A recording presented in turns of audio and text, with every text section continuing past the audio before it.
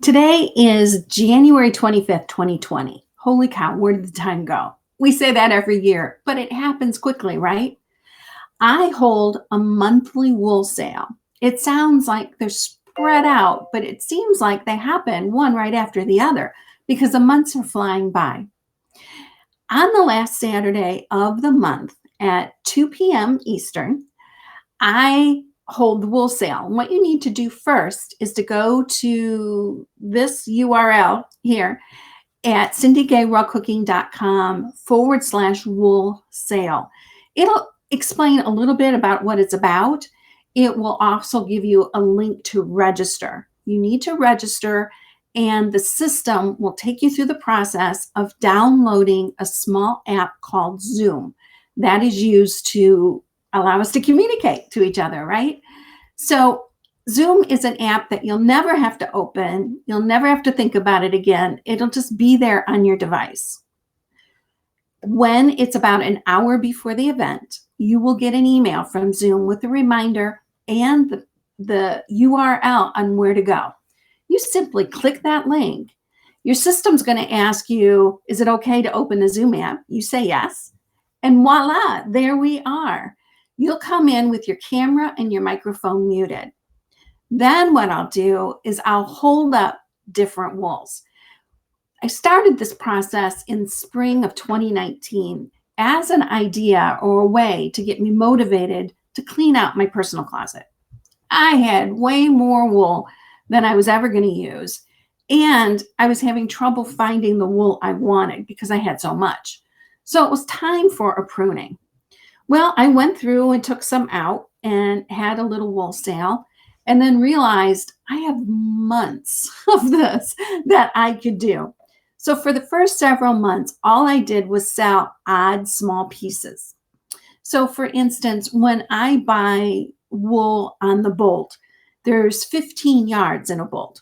Well, once I measure it out and cut it all up so that I can store it, like I do here on the shelves, sometimes I don't end up with the full yard for that 15th yard. I end up with maybe 3/4 of a yard or 7/8 of a yard. Oh, so close.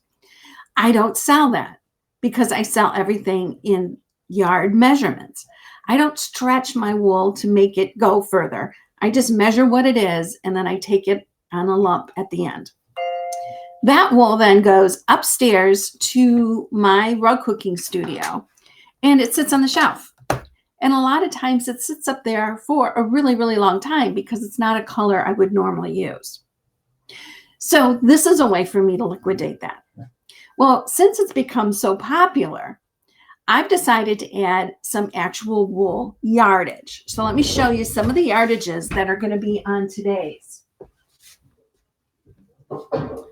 So I don't remember what the vendor called these wools, but these are good, primitive, good, just general stock wools. This one's a lighter one. I love this one for concrete. This one has a bunch of different values in it. The perfect primitive wool, right?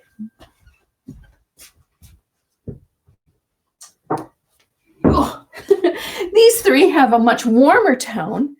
This one I've actually used for flesh in primitive pieces.